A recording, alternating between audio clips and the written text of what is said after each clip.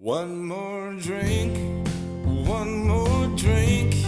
You know in the morning for sure we gon' stink. One more round, one more round. It's 5 a.m., you pricks, the barkeep frowned. This is what we do, catch up for a few. We'll riff and talk some shit and then we'll sleep till 2. Talk some shit and then we'll sleep till 2.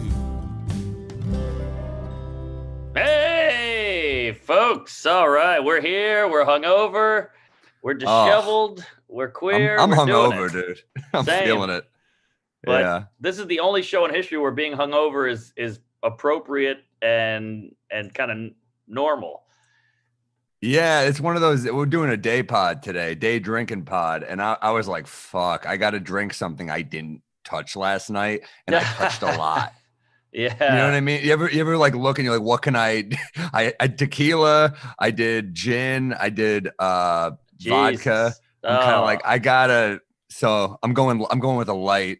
I'm doing a little Campari. It's a pint glass version of it, but it's a Campari soda. Simple, very effeminate drink, but yeah, I'm trying to ease my way back in. It's 4 p.m., you know? That's like, what's that guy? It's like a Chaz Bono of drinks. It's just easing in. You're transitioning easily, slowly in. Because Campari is like a liqueur almost, right? It's not actually a liquor. Yeah, it's like 20%. It's not super strong, but it gives you enough to get in. I like to ease my way back in. It's like bitters. I think bitters has just a touch of jizz in it, just a little bit of alcohol. Yeah, a little bit of jizz. That's the way to do it. Like Sprite with some gingers, and you're back in, but you're not shit faced. I love it. How about you? What are you doing? I'm taking it easy, and I'm in Austin, so I've been boozing. I've been drinking tequila all weekend, eating queso. I've been shitting blood. This town is just alive and bubbling up at the seams, and so I got a nice light Modelo here. You know, a nice Mexican beer.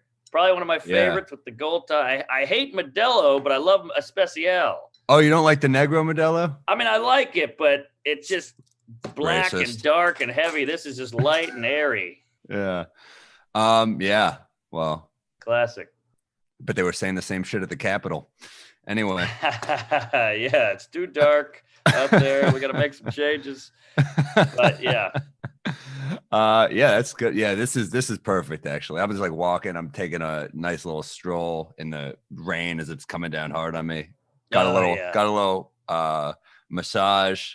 Woo! Help the old neck. The neck will go out.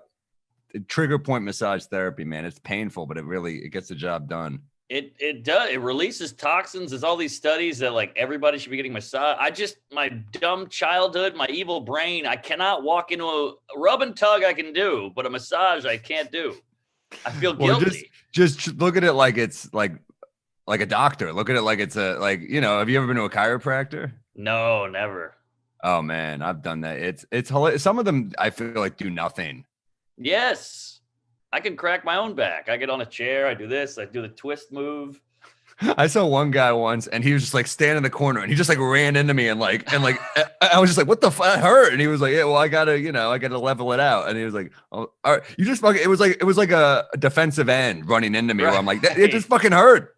Yeah, I got CTE now. You cunt. What the hell? I mean, I don't know. Chiropractor, is that expensive? It seems like such a weird gig. Well, they pop your elbow and you give them $50,000. There's this one dude in LA that saved my ass. He's a good chiropractor, Dr. Cole in Culver City. He's jacked. He was Studio City, not Culver City, not close at all. But yeah, he was like he'd call. You don't trust him because he came in with like a sleeveless shirt. He was shredded. He called me bro, and you're like, what doctor?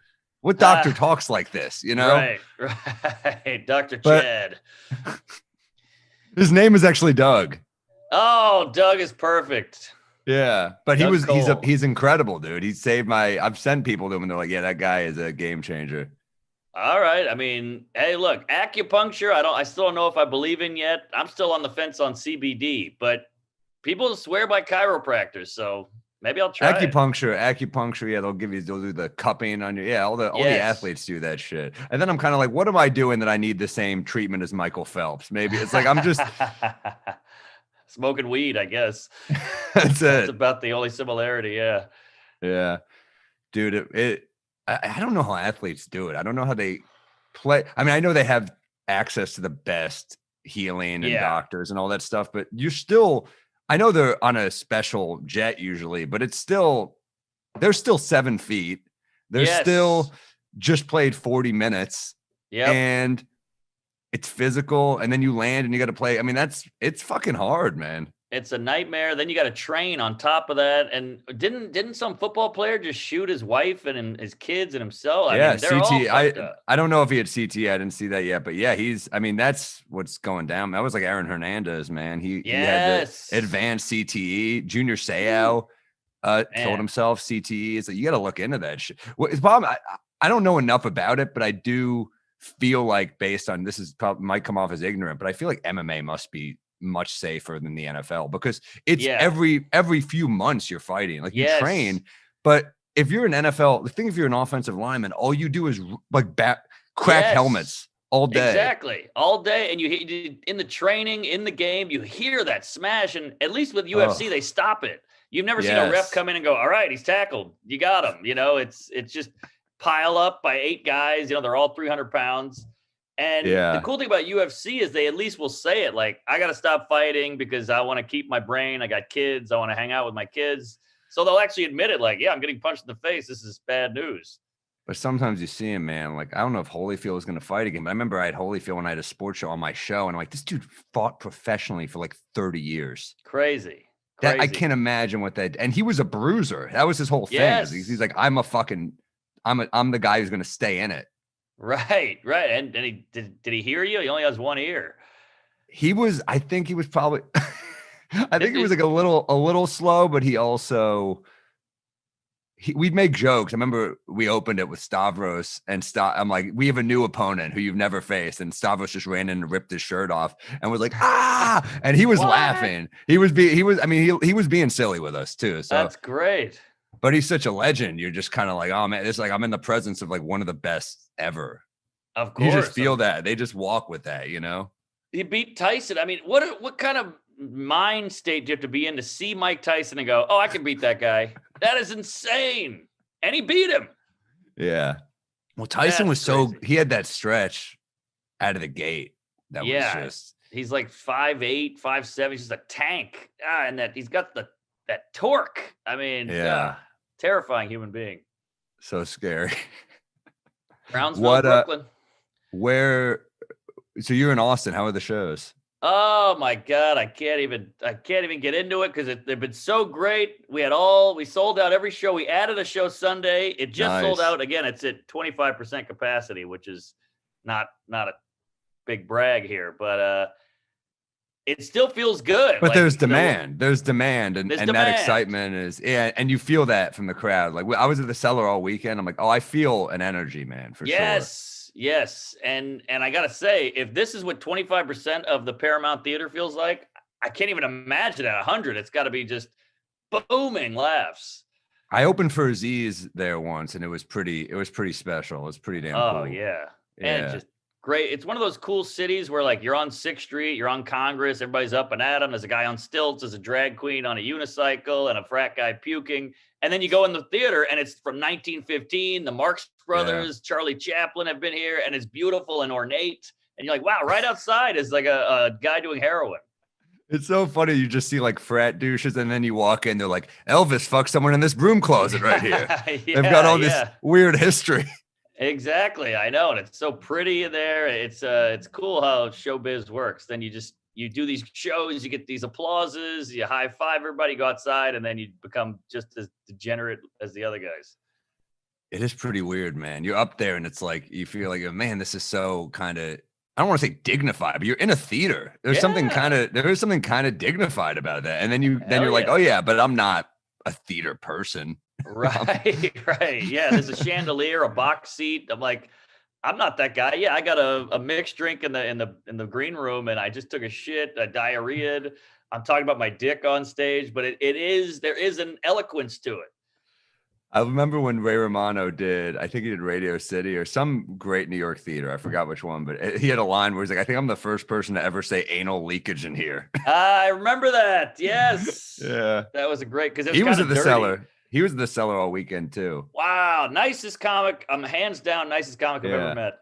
I'm on stage upstairs, as the upstairs and the downstairs of the cellar, and I hear this booming applause to the point that it kind of disrupted my set for a second. And I was like, I'm a little upset I didn't get that ovation. And everyone starts cheering like crazy, like, being fun. So they trying to outdo downstairs. And then I get off stage, I go downstairs, Rock and Chappelle on stage together. Oh man, that's amazing. Wow. Yeah. Boy, we're back, cool. Baby. It's pretty cool, man. It was a fun night. Cellar was hopping. And then of course, you forget that the hookup, the way they hook it up alcohol wise will do you in there. Where I was like, oh yeah, just give me a, tequila on the rocks. And then they show up with a tequila like this big and you're like, I appreciate it. But also now this is my night. Right. Right. Exactly. It's funny because they're your friend and they want to be nice, but they're also ruining your life.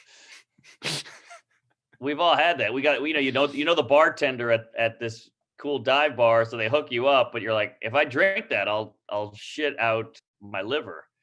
Yeah. But thank you. But thank you. It's perfect. So how long you come back tomorrow? No, I can't leave. I'm fucking. I did this show. I added this show, and then Kill Tony. Hinchcliffe was like, "You want to do Kill Tony tomorrow?" I was like, "Yeah, right. Fuck it. Put down. Let's get another hotel room for another night. Let's do it up." So I'll be back Tuesday. Nice. But I appreciate you guys making time for this in the day, because I knew right when you get out of this theater, you just hit the street and you just guzzle booze, and some guy hands you a pill and you start jerking off a guy and it's all over. Oh, dude, there's an energy in the West Village right now that's pretty crazy. Like I was out with our boy Salacuse last night, we had such a good time, man. I love him. There was a great moment at the cellar where I'm just hanging out with him on Wednesday there, and Sean Patton and Louie come over and they say, "What's up?" And Sean Patton goes, "Oh, you're Salacuse." And he goes, "Oh, I love your work." And Louis goes, "Oh, what do you do?" And he goes, "Oh, I'm a photographer and a filmmaker." And Louis was like, "Oh," Louis like did a double take. I think he's like, for him, it was like a really cool moment. Yeah, he's a film buff guy. Yeah, and it's funny, that's amazing. Salacuse. I don't know if you saw, he had this thing published in GQ about a crazy night he had with DMX, who just, R.I.P. I saw that. I didn't. By the way, quick toast, DMX. Come on.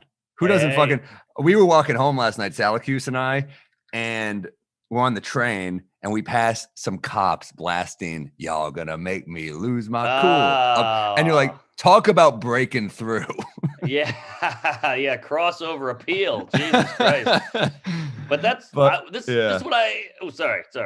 This is what I like about DMX is, I grew up with that music. It was big in high school. What you really want? All that shit. But DMX has a fucked up checkered past, some animal abuse, some domestic, whatever the hell it is. And we can still go, yeah, he wasn't perfect. He was a weirdo, a psycho, but the music's great. Let the guy die. It's all right.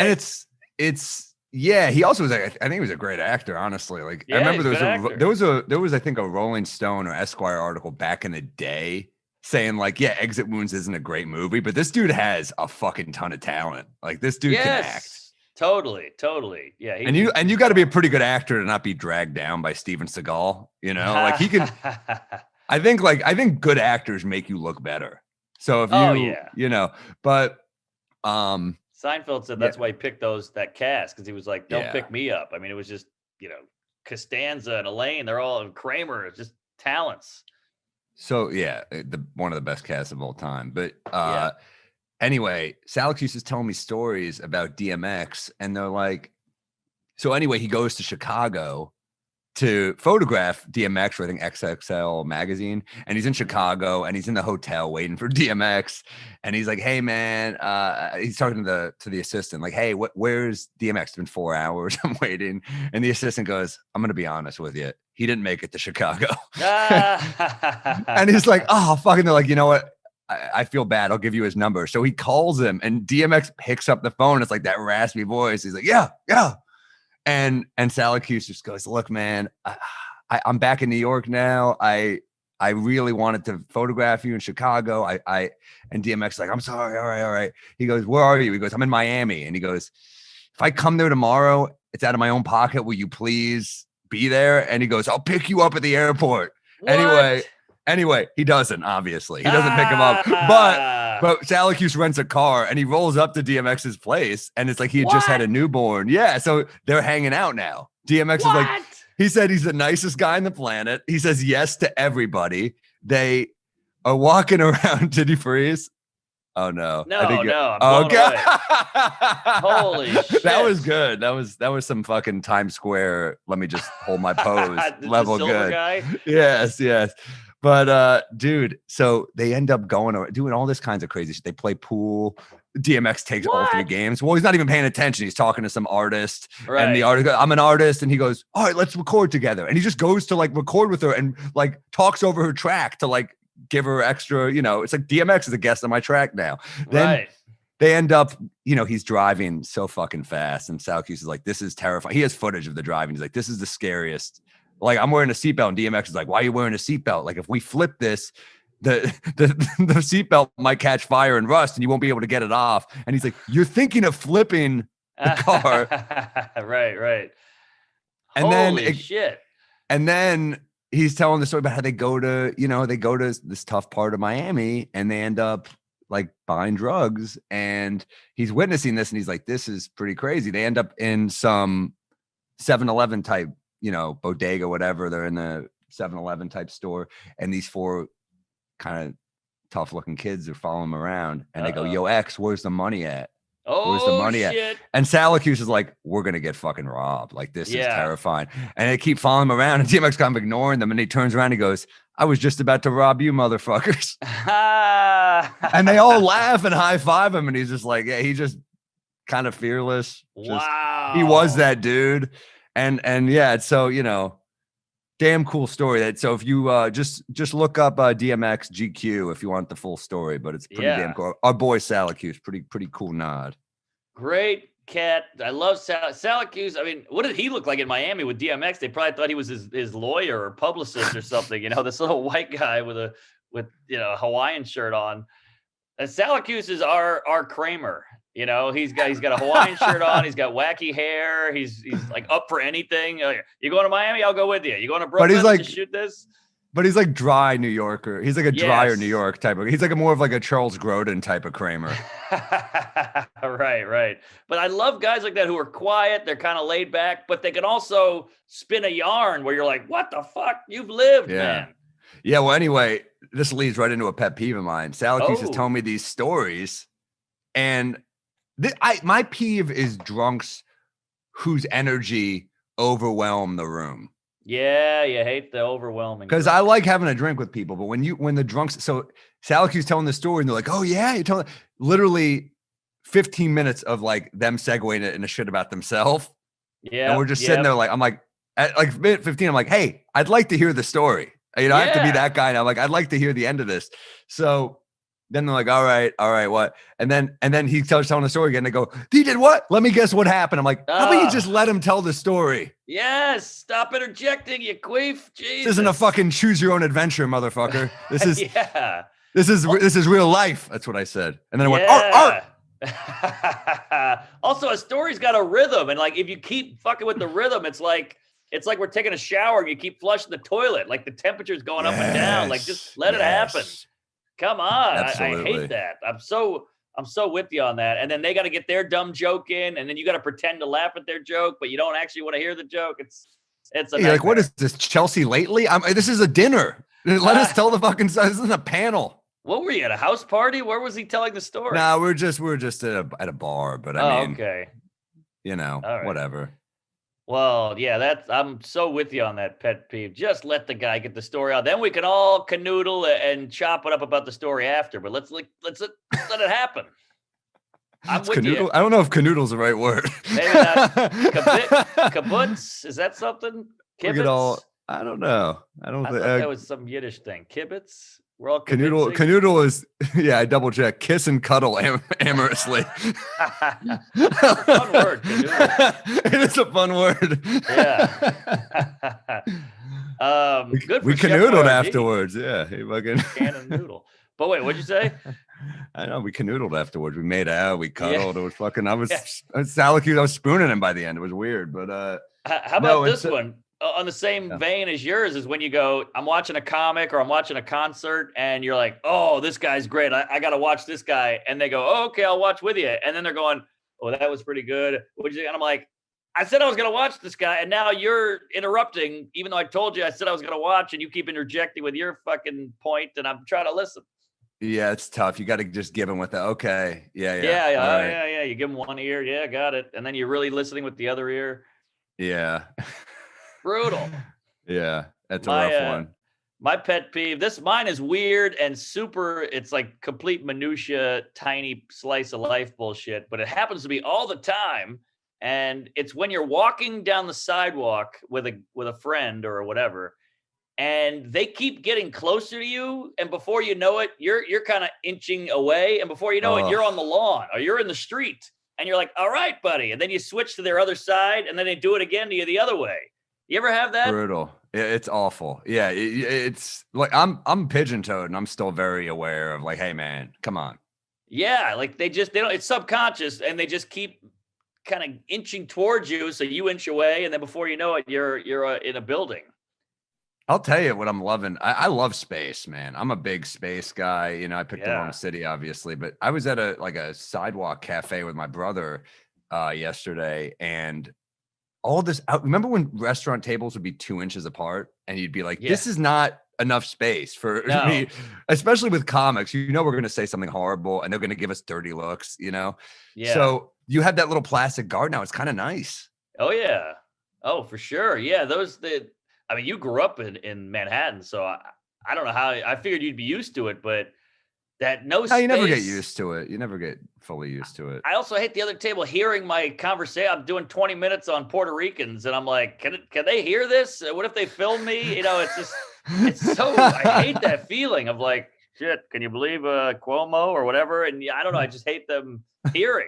It'd be hilarious if you got canceled for a take on Cuomo and Cuomo did not get canceled. I know, exactly. That's where we're at. That with Trump all the time. Look at Billy Bush. That's a great point. I have a point. Yeah, that is damn. Yeah, well, Cuomo's really like he's doing. It's getting to a point where I am starting to enjoy it because he's just like it does take a level of confidence to just like to not even address the allegations at this point. To just like she'll be like, "What's on the agenda today, boys?" And you're like, "Oh, you're just not even gonna talk." Okay, all right. I know. It's kind of impressive.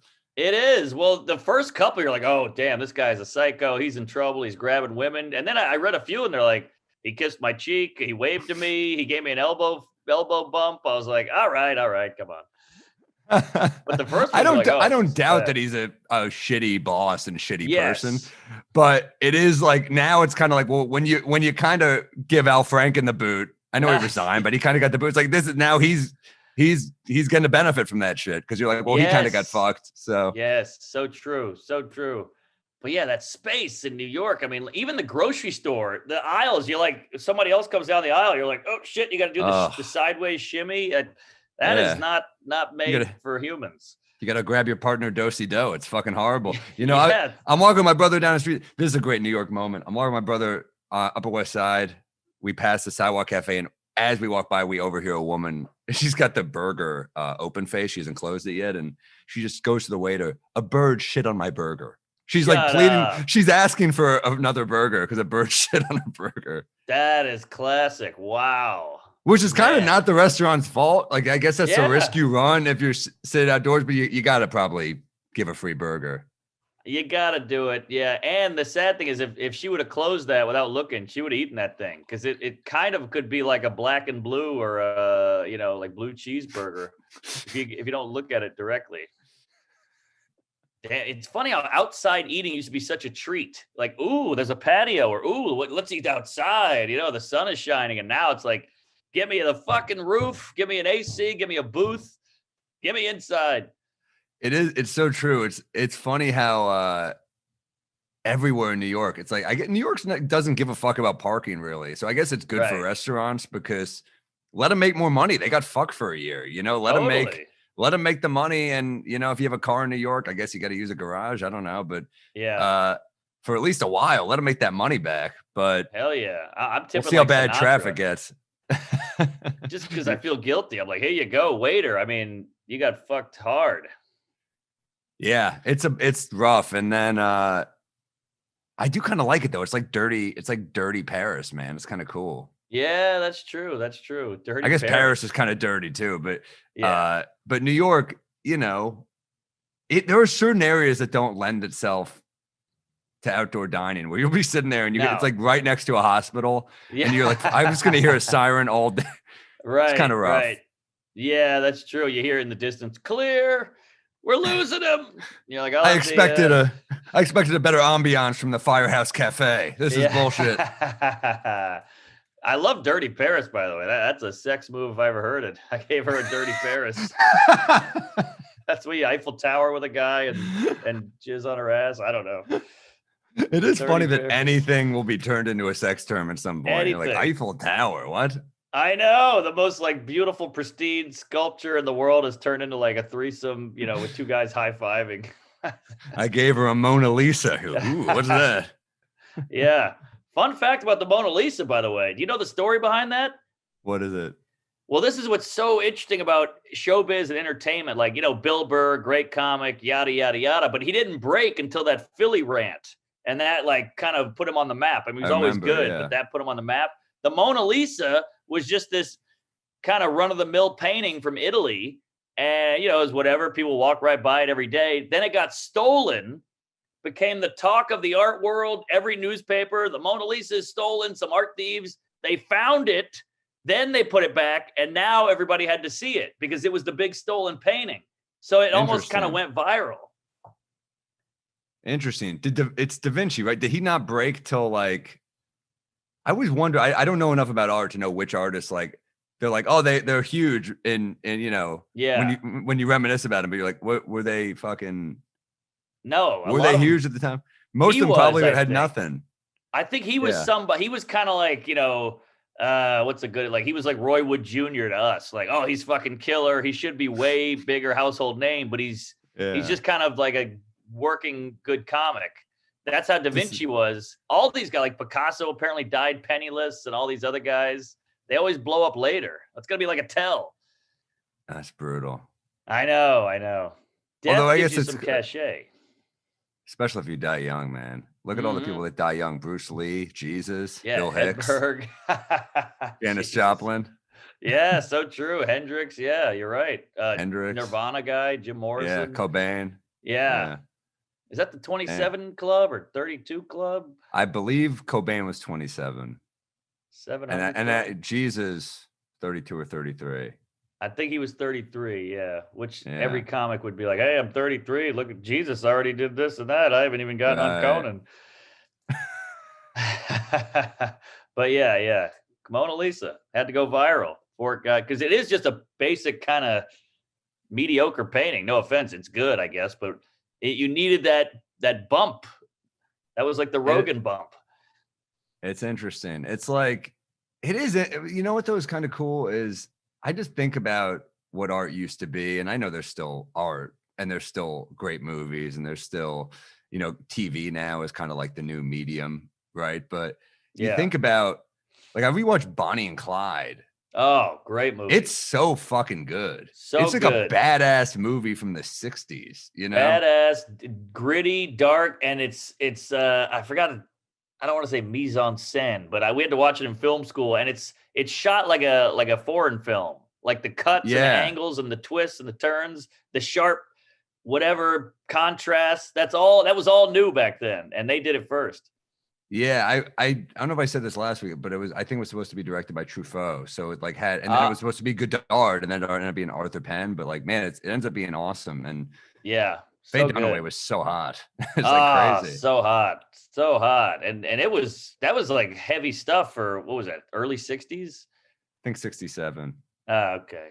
But yeah, that was a cool ass movie. Still holds up, still fun. The acting is great. Love it. Yeah, Gene good Hackman, rec. Beatty. Yeah. Oh yeah. Estelle Parsons, who was at a show of mine once. She's like 90 What? something now. Yeah, my parents knew her somehow, and they brought her to like an early Caroline's breakout artist type show, and I was not good. It was one of those things where I'm like, did I just fucking do very mediocre in front of a legend? You know, like this woman's like partied with Warren Beatty and probably like Jack Nicholson, and I'm just like, so anyway, my dick, and it's just like bombing. Yeah, dude. I bombed in front of Marcia Gay Harden.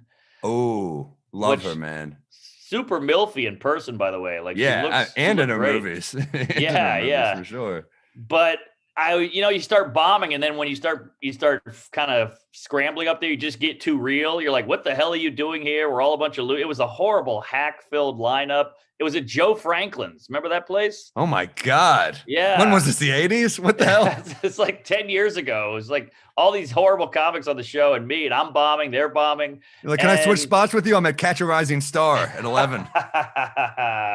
Right, exactly. So I had evening at the Improv in 20, so I had to run out of there. But I bombed. I was like, what are you doing here? You're so hot. You're milfy. And it took everything I had not to make fun of the gay Harden. I mean, it was right there, but I didn't do it out of just. That would have only made it worse if you addressed her. Oh my God. I didn't do it. You can't. She's a good actress too. Oh man, that's rough. But I heard you at least booked a guest spot on Sanford and Son out of that. So that's pretty cool. Yeah. My Family Ties callback fell through. But yeah. She was nice and pretty, and that was a bummer. But I told my mom about it, and she was like, "Oh, that's cool. I've heard of her." Yeah, dude, she's great. She's been around, man. Oh yeah. I don't know what she must have had a friend there. Something was going on, because I'm like, this is a divey, grimy midtown comedy spot in the back of a restaurant. What the fuck are you doing here? So cool, so much cooler to see that type of actor than like an A-list person, because there's kind of just more, she's just like a more interest. She makes interesting choices and stuff. Remember Laura Linney was a Gotham one, so I was like, that's a cool actress to see. Wow, that is cool. She's good. She's a great actress. Yeah, she rules. What's that guy's name? Not Javier Bardem. What was the guy from 300? The hot guy. Gerard Butler. He was at the Fat Black one time, and he's there all the time. He's type of Godfrey. Yeah. Oh, that was crazy. He's like 3 feet away from me. I'm like, what are you doing here? It's me and 30 retards on this show, and you're sitting like in the first row, second row. It was crazy. It is hilarious when you're like bombing. You're like, fucking. That the dude from that shitty Katherine Heigl movie? What the hell? Yeah, exactly. I know, right? Yeah, but you always hear about the Comedy Store. They were like, Tarantino's here tonight. I'm like, what the fuck? Tarantino's here? That's like the Hitchcock of our time. Crowd. I know. You better hope that's a hot crowd. That's brutal. I opened for a guy once. Not going to say who, but Bieber was in the crowd, and that was pretty cool. Oh my God, that's weird. Yeah, he walked during my set. But either way, I got to see him. Did he really? Yeah. He was like, who's this nerd? That's fucking hilarious. You walked Bieber. It's just cool. Like, we think, New York, it's home. It's where we live. Our apartment's tiny. My hallway smells like shit. My neighbor hates me. But then you're like, oh yeah, so does Jennifer Aniston lives here, or whoever in this city. It's crazy to think all the celebs. It's just a real city, man. It's just a fucking cool. It's like not as I feel like in New. You know what's cool about New York is like we still appreciate. In LA, I feel like they don't even appreciate. They all have like a cool, like Tarantino. They'd be like, oh, okay, whatever, you know. I know. I mean, he's like one of my heroes, and I used to live on 10th Street in the Village, and Sarah Jessica Parker lived one block ahead of me, and I would walk by, and every time I walked by, I was like, maybe she'll come out today. Maybe I'll see her today, but never did. But I knew where she lived. That sounds weird. I was looking at her windows and drawing her. That's a New York couple, Broderick and Sarah Jessica Parker. Both, I think, born and raised. She might be Jersey, actually. Yeah, our boy David Juskow knew her pretty well back in the day and always says she was the coolest person. And Ryan Hamilton knows her and says she's awesome. She did Comedians in Cars, and it was I fell in love with her. She was so down to earth and everything. Good laugh. Great laugh. Great laugh. Great face. I know a lot of people think she's weird looking, but I'm into it. That's your type. Yes. You like a big mug. Yeah. Oh, it's not just the mug. It's like the nose. You like a bigger nose, I think. Oh, give me a honker. All right. Well, what do we got? Speaking of things we like, We Might Be Drunk is brought to you by Honey. You gotta love Honey. You know, we all shop online. We've all seen that empty promo code field just taunting you. You know, when you buy something online, you go, "Oh, look at that! I could fill it in right now, but I don't know what it is, and I don't know how to get it." Well, thanks to Honey, you don't have to search for one anymore. Honey is a free browser extension that scours the internet for discount codes. When you're ready to check out, Honey automatically applies the best one. Instant savings. Honey has found its customers over 2 billion clams in savings, supported by over 30,000 stores online. What a genius invention this is. I mean, this is brilliant. You don't have to do anything. Money. I used to always be like I would Google promo code for the store I was shopping at. Did you ever do that? Yeah, and I never This does it for anything. you? This does it for you. And you don't have to be like my mom. What's a go-to Normand order on the internet? What's something you order? I got shirts on my site, or you can buy our albums somewhere. No, I meant like what's something that you order is what I mean. Oh. Well, I don't want to give any brands away, but I just got some jeans off the internet. I buy shoes online all the time. You do jeans on? I can't do. I'm always scared. Clothes. I've done it, and I'm always disappointed with like the fit. It rarely works, but I got lucky. These jeans fit like a glove. It all worked out. But yeah, I get all my toilet paper, toothpaste. I get all that shit online, and it's just so easy. It just shows up one day. So I highly recommend it. My mom would stand on the counter at the grocery store clipping coupons for half an hour with everybody behind her pissed off. So this is the way to go. Tell them how to do it, Sammy. If you don't already have Honey, you could be missing out on free savings. Literally free, installs in just a few seconds. Save some dough. Support this podcast. Get Honey for free at joinhoney.com/drunk. That's joinhoney.com/drunk. Get that honey, baby. Oh yeah, nice Honey. Yeah, it's good. It's a good one. Yeah. I gotta tell you, I've been traveling. I've been doing shows. I've been writing. I don't have a recommendation per se. Yeah, but I do have to say I bought a watch and I love it. It's the best thing I've ever bought myself. What is it? Let me see.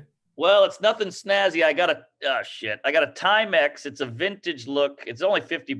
Timex, but it's the best watch I've ever had. It fits right on. It's that kind of cool. Look at that. Like the band is just, there's no clip. It just kind of sucks onto your wrist, and it's got the indigo light. It's got the date, the day of the week, and the time. That's all I need. Never been a big watch guy. I wasn't either, and I tried it. Now it's all I do is every day I just look at this. You never have to pull your phone out. You got the watch right there. I knew a kid playing basketball grew up who had a watch, and it was like sharp on the end. Yeah. And he would like try to swipe you with it. You're supposed to take the watch off. I'm like, you're cutting me, dude. He was like, that's how he would like try to fucking intimidate you on defense. Oh, what a douche. That's evil. It was fucking evil. It was an evil motherfucker. Yeah. But no, this is just, you can bring it on stage and you just kind of look at I've been on 20 minutes. I've been on 30 minutes. I mean, it's a huge game changer for me. I like knowing what time it is all the time. It's nice to know that not to look at your phone for just another reason to not look at your phone. So that is cool. Yeah. I read some stat that we open our phones like 600 times a day over a day. And you're like, I can't have that. That ain't good. No. And how many times do you go, I got to text John, and then you open your phone, you didn't even text. Now you're on Twitter, now you're on Instagram, now you're on Facebook, now you're on email. You didn't even get to the text. Yeah, it's terrible, man. It really is. And like it can't, all the things that we talk about how we need our brains, and then you just feel your brain turning into mush. And unlike we're doing on a drinking podcast, you got to take care of your brain. I'm like, literally right. So like, fuck it. I hobbled out of bed at 1:15. I'm like, you got to take care of yourself, folks. Anyway, yeah, I got a good rec, I think. Oh, hit me. I already said it. It's Bonnie and Clyde, man. There's movies from the 60s. You know what I like about, and all right, spoiler if you haven't seen it, but something I like about 60s movies is they would just end in fucked up ways. There's something really cool. 70s did this too, but like, I mean, Dog Day Afternoon, Taxi Driver, they could just do something shocking and then the credits roll. Right. Totally. I mean, I kind of love that. I mean, you know what's coming. You know they're going to die, but you don't know when. Yes. Yeah, that's so true. Yeah, the 70s I think is the best decade for film because it didn't get as commercialized and like corporate, and it was just art. Like Cuckoo's Nest is art. That is a fucking film, and it's gritty and weird and twisted and funny, and sweet, funny. It's got everything. And but so you're is right, this. they just end. Yeah, this dude. too. Those movies kind of hit every note. It's also funny when Bonnie and Clyde came out, Jack Nicholson was like nobody, right? I mean, he was not famous. Not really. No, he was just the young, kind of hot young guy who just killed it. It was like Chinatown and Cuckoo's Nest and 5 Easy Pieces and Easy Rider. Easy Rider 69 though. That wasn't even out. I wonder when 5 Easy Pieces came out. I'm looking it up. I'm going to go 72, 73. 70. So he had a run. And then Chinatown. Man, Faye Dunaway, the fact that she's in Chinatown, Network, and Bonnie and Clyde is like, that's like first ballot Hall of Fame shit. That's totally what a roster, what a resume. Yeah, she is so hot and cool and kind of sophisticated, even when she's playing someone just fucked up in the head. Right. Even back in like the 80s, 70s, 80s, like Animal House, Caddyshack, the comedies were still solid movies. Like Ferris Bueller's Day Off is a movie I grew up with, and it's actually a good movie, and it's a comedy. Or Breakfast Club or Home Alone, all those, I don't know how good Home Alone is. I like it, but I don't know if it's like a great movie. I mean, it's not The Godfather. Home but Alone it's like, 2 sucks. I'm sorry. Like everyone talks. Do you like it? On that. What? Do you like it or do you like it? Or no, Home Alone 2 is a pile of garbage. It's terrible. One has got the heart. I get it, but you're like, it's fucking come on. But Pesci and Stern, they were so good. Yeah, Pesci just never missed. It was kind of just like never misses. Even Eight Heads in a Duffel Bag had moments. Yeah, I remember that movie. Remember that fucking awful poster too. But yeah, man, Gone Fishing. I saw all the fucking movies. Gone Fishing. But My Cousin Vinny, good movie. I mean, look, that's it's not a great movie. Yeah, it's not Cool Hand Luke, but like that is a great movie. Trading Places, Coming to America. All those Blues Brothers is good. Like even the comedies were fun, good movies. Now it just feels like Cheaper by the Dozen, Parent Trap, all this shit. I was like, come on. You know why, dude? Because it's all about excess now. It's like algorithm shit. I mean, it's what it literally is, an algorithm. It's like, totally. Like you hear all about like multi-picture deals back in the day, but they still took time on that shit. I feel like everything's rushed out now. And that's what like TikTok and all that shit is. And that's why when you see a movie like Bonnie and Clyde, you're like, this took years to make. Yes. You felt that it was like important. Like you could just tell, like, Warren Beatty produced it, but you're like, oh, you could just sense like he cared about this material and, the writers forever to get it sold. And it's kind of cool. It's a cool story, It's really cool. Even cars. I mean, not to get into cars, but like you see a car from the 70s or the 60s, you're like, it's this beautiful with these great lines and curves. And they didn't think about crumple zones and airbags, obviously. So, everybody died. But I mean, they're just so cool. Then you look at every car now and it's like, it just looks like a fucking shopping cart with wheels and a roof. Well, you have a classic car. I mean, like something cool about classic, about throwback. I mean, now there is. I mean, you're right. There are no airbags in some of these cars, which is rough.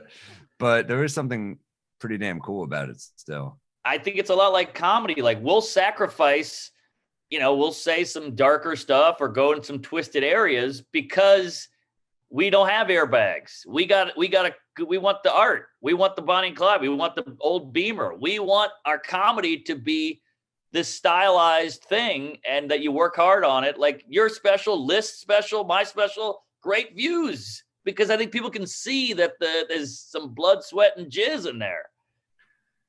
Yeah, you got to put work into it, man. It's like, that's what the road is for. Some people are like, man, it's got to be hard to do the road, but that's what it's for, is to hone them, is to hone the material. And like, dude, we're the only types of entertainers that like focus group our shit. You know, you think about that. Like we're taking it like, let's see how Toledo responds to this. Let's see how Minneapolis responds to this, So good point. Yeah, I mean, it's necessary. It's a necessary part of the gig to take it different places. And maybe sometimes one market doesn't respond, but hopefully, I think overall you're like, I think I know what works. Right, and not only do we focus group it, but we focus group it and write it and perform it, so it's all filtered through us at the end of the day. Whereas a movie or a TV show, they go, We showed it to a few housewives in Minneapolis and they didn't like that guy. So we got to get rid of him. You're like, yeah, but he's the bad guy. You're not supposed to like him. I know, but he's unlikable. Get rid of him. So now you got 8 people telling you this. It's a film about Hitler.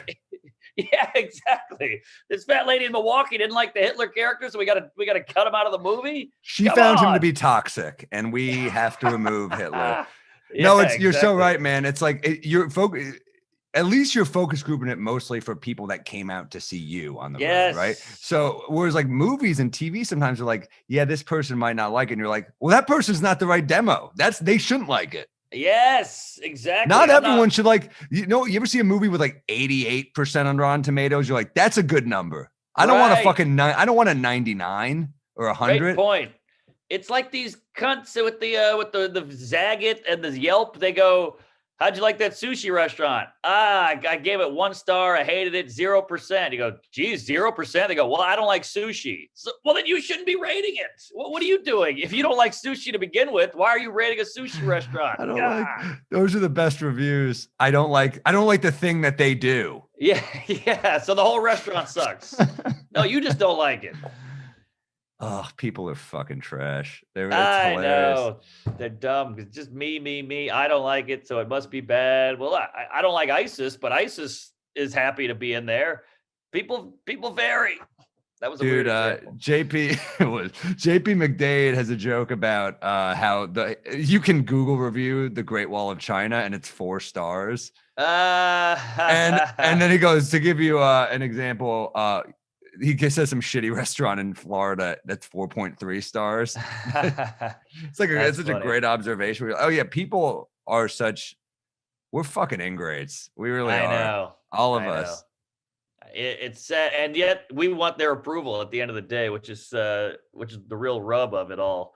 But that's why comment cards at clubs. You ever starting out and you get like the comment cards, and you're just like, who leaves? I mean, I guess some people leave good shit on comment cards, but the people that are really taking them seriously, they ain't helping. No, definitely not. Like we would get drunk at the club sometimes, and like I'd watch the staff clean up, and they're all mopping and sweeping, and we'd take the bucket out. We'd have a couple of drinks, start reading them as a goof, and they were funny. Here's my number. Here's my email. Not a bad show. Chicken wings were cold. Where's Fluffy? Bring in Fluffy. I want Russell Peters. Angela Johnson. He was okay. The curly-haired guy wasn't bad. Bring in Jim Jeffries. You're like, all right, what do we do? We would just laugh all night reading those. He was no Jeff Dunham. I'm like, damn. All right. Thanks. Yeah. Exactly. Yeah, no, they really go to town. It is funny when you see some where you're like, the feature was better, the opening act was better, and you're like, I'm holding on to these. These are fucking hilarious. Oh yeah. I think I pocketed a few great ones too. Like, nice guy. I wish he'd admit he was gay, and you're like, all right, what does that have to do with the act? That's fucking great. Yeah, that's a great one. I got all kinds of those. Yeah, fuck clubs that are still doing that. It's like fucking 1980s. It was YouTube comments before YouTube. You're right. Handwritten YouTube comments. Handwritten YouTube. May as well have a fucking an ink, a quill, and a fucking ink pen. Yeah, exactly. But I don't know. Apparently, club bookers read those, or they used to. I think they read those if you're like a brand new headliner or something. Yeah. They're like, we want to see if we'll bring them back. How about Kevin Hart back in the day? I'm talking like late 90s, would do his show, stand outside the club door with a composition book, say thank you to everybody, and get their email back when email was new and exciting. And then he would email everyone and then do a mailing list. And when he came back to Philly or Denver, he would email them. Brutal. But you know what? I mean, I respect him so much for doing that, even though it's brutal. I also heard that back in the day, his travel budget was like $5,000 because they had to take care of his entourage. This is when he was like a young headliner too. It's fucking hilarious. What is that? I mean, he had a crew. I mean, I think it was like, I want to take care of my people. It's like, and he wasn't making like that much more than that. So it's just hilarious that he was that, but I probably just knew he was going to make it. I think he was just that driven. Yeah, I guess so. Jesus Christ. I tried doing that a couple shows with the composition pad, and then it's like people are drunk. You're like trying to decipher. You're like, is that an 8 or a 0? And then you're like, I'm drunk. It's 2 a.m. I'm manually putting these into my computer. What the fuck's wrong with me? You know? Right. And on paper, it sounds easy. You bump into people, you get their email, case closed. But it's actually a full conversation. Then they critique your act, and then they tell you how much they hate your co-host, and it goes on from there. It's the worst. Yeah. In the words of Albert Brooks, the complisult. Have you heard of that? The complisult? That's where it's everything starts out as a compliment, but if you wait long enough, it'll turn into an insult. Like I thought it was an assault. I thought you were going to assault with that. That's funny too. But you're like, I loved your act, man. You're so fun. My wife hates you.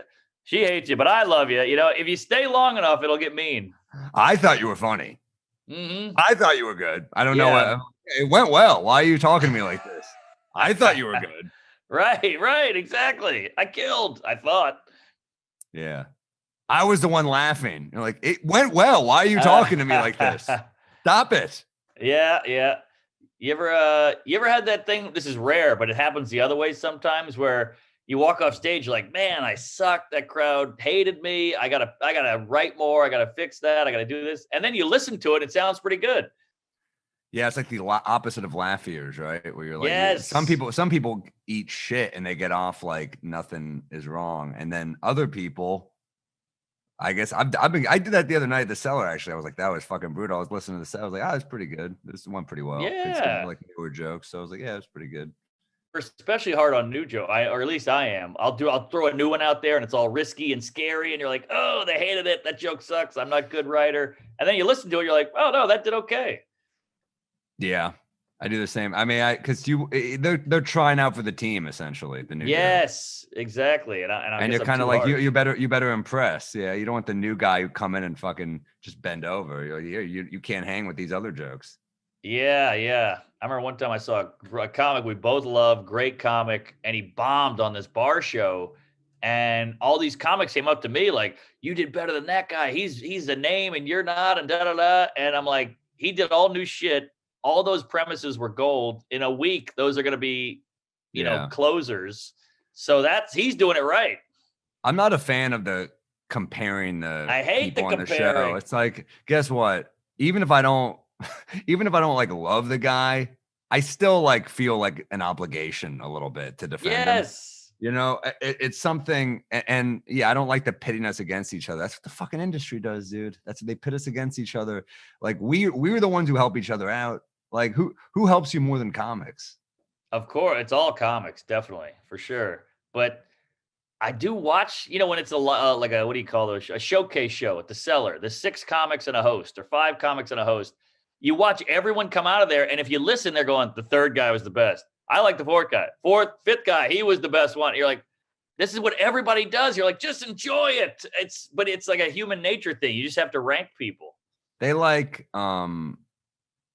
that's why people like reality shows, because there's a winner. It's so stupid. But you know, that's not how I consume stuff, really. You know, Me neither. I don't watch a movie and I'm watching Bonnie and Clyde yesterday. I'm like, man, this is a fucking great cast. That's what comes to my mind. It's like, man, this is so well shot. It's not like I'm not like watching like Faye Dunaway was better than Warren Beatty. I'm just like, they're both fucking good. I don't know. I'm not trying to. It's weird. It's a weird way to. I don't know. It's a weird way to look at things, but it's just subconscious because we all do it. He stole the show. I mean, he was the breakout star, or she really, really took the thunder, or whatever it is. You know, I'm sure I've done it a bunch, but I try not to do it. Yeah. Well, I mean, look, it's such a competition obsessed culture. I mean, it's why people love, you know, sports and things like that. I mean, there is a winner. It is a story. It's meant to inspire and not just entertain, but people are like, this person. It's like an underdog story. They call it a Cinderella story. Yes. Sport, you know, it's like people are obsessed with. They are losing. You know, And then the irony is that you make it to the top. The underdog made it, and then they want you to fail. Sure. You know, right when you get up there, they're like, "All right, let's bring it back down." You're like, "What? We just traveled all the way up here. It took 20 years, and now you want me to come crashing down?" No, that's why we built you up, to bring you back. We're not good people. Yeah, for sure. That's why I'm staying in the middle. I'm getting to the middle of the mountain, and I'm going to build a hut and get a couple chickens and just hang out there. Well, they still might bring you down. They'll just bring you even lower if you stay in the middle.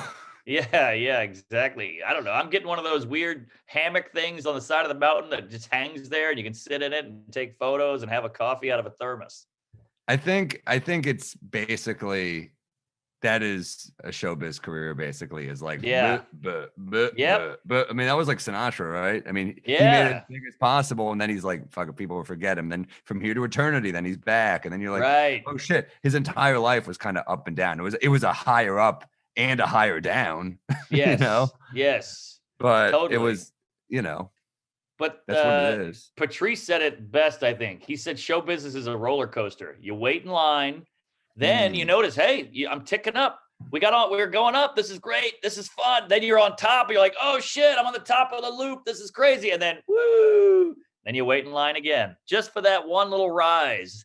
But you're gonna fall. It's a perfect analogy. That's what a drug is. There is a higher chasing. That's kind of what comedy. It's kind of how you stay as a stand-up, because you kind of get one taste early on of a good set, be it a bringer show, or maybe you got a hot crowd at the right time, and you get just enough to be like, all right, I'm gonna stick around. And you are chasing that high. It is a drug. Totally. I mean, how many people in comedy are like, that guy's still doing it? I've never seen that guy do well. I've never seen him happy with a set. The crowd hates him.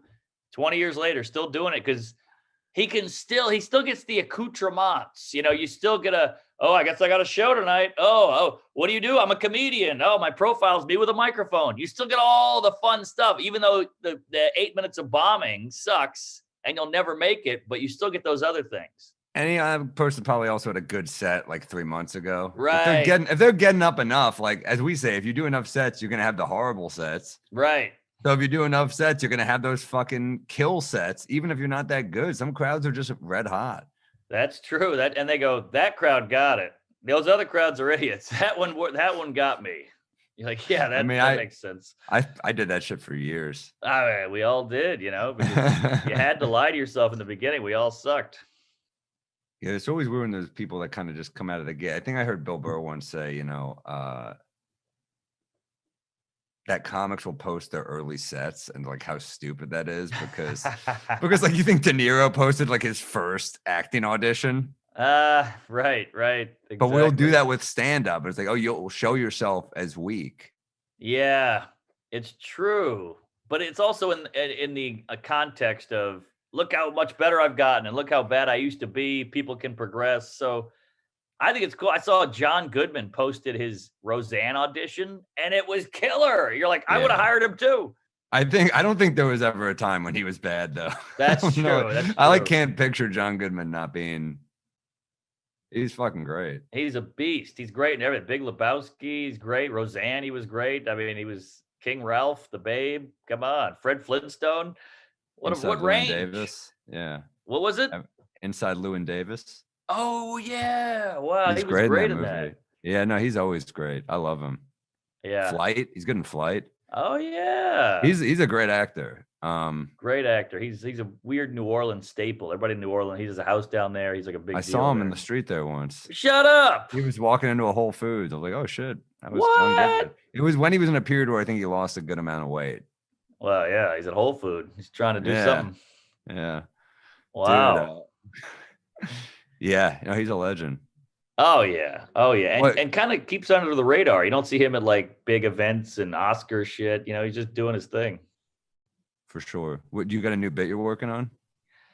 Yeah, I got a couple, and they're all over the place. They're so raw and loosey goosey. I've been trying to find them on stage, and there's not enough there yet. I need some hard examples. I have a few loosey gooseys as well.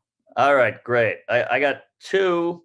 They're so loose that I feel like I had to bring two because they're not punched out yet. But one of them is people keep complaining about AI. Like the beginning of the bit is it's weird how technology keeps getting better. Like everything's getting faster and sharper and clearer. And yet it feels like people are getting worse.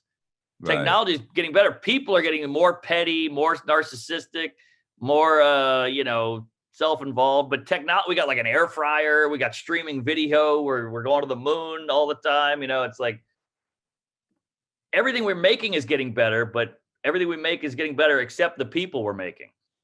That's a good angle. It's a an different angle. bit. I had a bit of premise once a long time ago. I never really did anything with it, but I had to say, well, how phones are getting better and people are getting worse. And I say, Yeah. phones are getting thinner, stuff like Ah, that. that's good. I never did anything with it, but there's something about I also think it's the technology making us worse. Oh, that's interesting. Because where are people at their worst? I think they're either on Phones. social media or if they're in public, what do? You put up a phone. Yeah. I mean, like you film no it. matter what, the technology surrounds us, and it's a part of the evil. Like people were fucked up before this shit, but this is like fuck up enhancement, kind of. Yes, that might be the angle. The technology is getting better, and yet it's making us shittier. And we make the technology. That's the irony. Yeah. We make That it. might be it. Let me write that down. It's hurting our development, and who's making it? Kids. And, right. And they're not even developed yet. Yes. That's nothing, but I'm just riffing here. But yeah, it is making us worse. Well, then because you know what? It's an instinct, but then it's also kind of permanent, right? Like you have a couple drinks and you're like, I'm gonna tweet this. Fuck this. I'm gonna tweet this. But then it's just up there. That was how you felt for like one moment. Right. But now it's like, look, this is how he feels in general. Yes. And you're like, no, that's how I felt. But there's no, this is how I feel in this particular moment setting for Twitter. Right. Yeah, it's true. I mean, how many times have you gotten in a fight with your mom? Go, I hate you, Mom. You don't actually hate your mom, and she knows that, but you just in that moment you're so angry that you were irrational. I've never done that because I love my mother. But no, of course I've done it. When you're a kid, of course you do that shit. And it's like, no, you say that, you say shit you don't mean. I feel like therapy for both of us has made us calmer in fights. Yes. Don't you think? Oh, for sure. Yeah. I've been pushing therapy on everybody because you realize, hey, some of this is on you, buddy. It's not just other people being fucked up. You got some fucked up shit, and that's what therapy is good for. Yeah. So the rest of that bit is like, I can't wait for AI. People are like, AI is taking our jobs. It's going to come in and replace us. I'm like, oh, great. Somebody without a hot take who does their job without complaining. That sounds amazing. But is that too mean? I'm thinking it's like, it's not hitting. So, well, it's tough because I wonder why it's not hitting. It might be like AI. It's like, well, more people are going to be out of work. Like it's going to fuck people. So maybe that's why they're not. But like, so with that take, I think you got to go further. Like, I think you got to go even harder with it. I think with a premise that's kind of like, we all suck. AI will be better. Maybe you bring it on yourself and you're like, fuck. He's like, oh, you know what? I want this in my dream. I want that in a dream. It's like, oh, you know what doesn't want that? Robot Mark Normand. And you're like, oh, come on. I'm basically a robot. I barely feel. Right. Yeah. I don't want to get a boner in a playground, and don't worry, the AI won't. This robot, he's going to keep it clean. I think you pull it on taking your job, and that'd be good too. I think that would make it interesting because then that's like a funny, bring it back on you. But yeah, it's something about like, it's funny. I do think about that sometimes with like these conditions in Amazon warehouses are unlivable. They're unacceptable. And you're just like, some of these like people are pregnant in the warehouses and you're like, well, you know who won't get pregnant is a robot. Exactly. And that's a fucking heartless, horrible take, but it's kind of funny. It's kind of funny and kind of true. Yeah. But obviously everybody needs a job, but yeah. Well, shit, man, truckers, that's like a real, like, that's a real worry. That's a worry. Like jobs like that where you're like, shit, there's a lot of jobs. I mean, we might get fucked. They keep developing this hologram technology. It's like, who do you want to see? Mark Normand and Sam Morril on the road? Or do you want to see fucking George Carlin live at the Improv, beamed in? Yeah. And even if they do see our hologram, he won't be hungover. He won't be trying new shit. He'll be a fucking professional. Playing the hits. Yeah. Yeah. So that was that. Then I have a horrible premise about I'd be the worst trans person because like trans people have to be strong and like stand up for themselves. Like, hey, it's not he, it's she. But if you call me Matt, I just go with it. Yeah. I have no backbone with that shit. You're like, hey, Matt, you're an improv guy, right? Oh, yeah, that's me. Like, I don't. It says $10 on the window. You charge me 20. I just go You with know it. what it is? When you aren't trans, you take your identity for granted. Right. Because like someone says to me like Seth, I'm like, yeah, I could be a Seth. Who gives a shit? You know what I mean? Like I was like, yeah, whatever. I'm like, no, it's actually Sam. It's like, but you say it to a trans person, you go, I'm Veronica. Right. But like with me, I'm just like, yeah, it's fuck. I don't feel like correcting them. Whatever. Well, I think to be trans, you got to have some self-esteem. You got to believe in yourself a little bit. But me, I'm just like, oh, I don't care. And also, they are correcting people more than you are. Yes. So they're used to. They're like, that's kind of just like reflex, probably. Like, no, actually, I'm this. And like, okay. Right. My apologies. Yeah. So that was all I had on that. But what do you got? I have a couple ideas. So I was watching that QAnon doc, which is great. I finished it, loved it. Oh yeah, but I want to do I did a thing about how like one of QAnon's big thing is that they're anti pedophile, and I'm like, wow, what a brave stance to be against pedophilia. I've met so few people that are like, I don't condone that. So very cool. But to me, it's like I saw one sign in the video and it said pedophilia is not a sexual orientation, and you're just like, I've never heard that argument ever. I've never heard anyone. It's never like you're straight, and you're like, actually, a pedophile. That's how I identify. I'm a child molester, and you're like, so. Like, all right. Yeah. I don't know where to take it. It was something about like, hey, mom, dad, sit down, and they're like, oh, are you gay? And you're like, a little different. Let me get into detail here. Like, I don't know how to end this, but I like the idea of someone sitting down their parents and be like, mom, dad, I'm a pedophile. I hope I have your support. Something like that. I don't know how to, like, of course it's not a sexual orientation. It's the dumbest shit ever. But maybe the only time pedophiles identify as being a pedophile is when they have to do the knocking in the neighborhood and they go, hey, I'm just letting you know I'm a sex offender. That's the only time they'll actually admit it publicly. Yes. Something like that, when it's by law. That's the only time they'll say it. Right.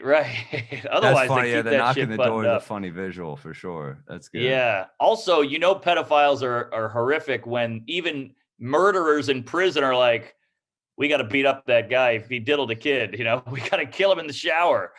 I'm like, you murdered your dad. Yeah, but he had it coming. But that kid or that guy touched a Cub Scout. We got to kill him. Yeah, that's funny. Yeah, even murderers are like, this guy's got to go. Well, they do that with they do that with everybody. They do it with regular people too. But like, really, yeah, you kill regular people too. Yeah, but this one's personal. We got to really. Yeah, exactly. That's if I was a pedophile, I'd be in prison. Like, dude, you killed your sister. Like, you killed a kid. I fucked one. What's worse? Right. There's the other angle I had. I was watching the Derek Chauvin case, the guy who killed George Floyd, watching the trial. I don't know how you could watch that shit. Horrific. It's horrific. I mean, I'm out of curiosity and to see how the lawyers handle it really more so than anything. But, yeah, I mean, it's horrible. It's like the footage is the worst thing I've ever seen in my life. I'm watching, and it's like, makes you realize how much you have to dumb down a case for a jury. They're like, our next testimony is from a breathing expert. And some guy like sits down. He's like, yes, oxygen is necessary to live. And they're just like, and you're sure about this? They're like, yes, I'm a breathing expert. Like, all right. And then and I want to do something about like every person they bring in. It's like you're explaining it to a 4-year-old. It's our next our police chief is coming in here. So our police chief, and is this the normal protocol for the Minneapolis police? And they're like, no, this was unacceptable. And they're like, a condemnation. Like, what do you expect him to say? Right. Be like, yes, this is our bread and butter, is chokeholds and end in fatality is kind of what we do. We're kind of, kind of, you're like, what do you expect? Yeah. I don't know where I'm going with this, but there's stuff like the idea that you just bring in people and you're just like, yeah, I eat dinner every day. I'm kind of a foodie. Yeah. I also like the chokehold thing. Expert, what I thought tried to do this a bit, but I never actually did it on stage. But it could be something like, why are cops talking about these chokeholds and shit? Every cop car should have an MMA referee in it, so he could go like, whoa, he's had enough. You know, like he Wow, knows yeah. every time like it's getting serious. That's their whole job, is to stop fights before they get too dangerous. And that would be great to have with cops. Yeah, instead of a partner, Yeah. a partner, they should have a referee. Yeah, because they know everything about the body and chokeholds and all that shit. They're like ex-fighters. So who better to follow a cop around and go, woo, okay, he's had enough, you know? That's good. That's funny. I think that could hit. I could never, I never did anything with it. I don't know if I could pull it off. We'll see. But that's Comedy's hard, true. man. The breathing thing is great. I'm an expert. I'm an expert. You need oxygen. I don't know if people know that. I don't know if that's common knowledge, but that'd be funny if you made everybody in the jury like, all right, hold your breath. I'm going to show you. I like it. I think you got good stuff cooking. Make sure to email us at wemightbedrunkpod Yes. at gmail.com. Make sure to hit up the Patreon. Oh yeah, and, yeah. Keep listening. This is a fun pod, man. Good pod, good up for a couple of hungover weirdos. I think we pulled out some fun facts, some interesting convo. Send us your peeves. I need some recs. I'm running out of shit to watch. I've watched every goddamn thing on the internet. So send us all that stuff. Send us some cocktails, some drinks. Fireside. Shout out to you guys for sending those mixers, and yeah, keep them coming. Thanks for listening, guys. Tell a friend.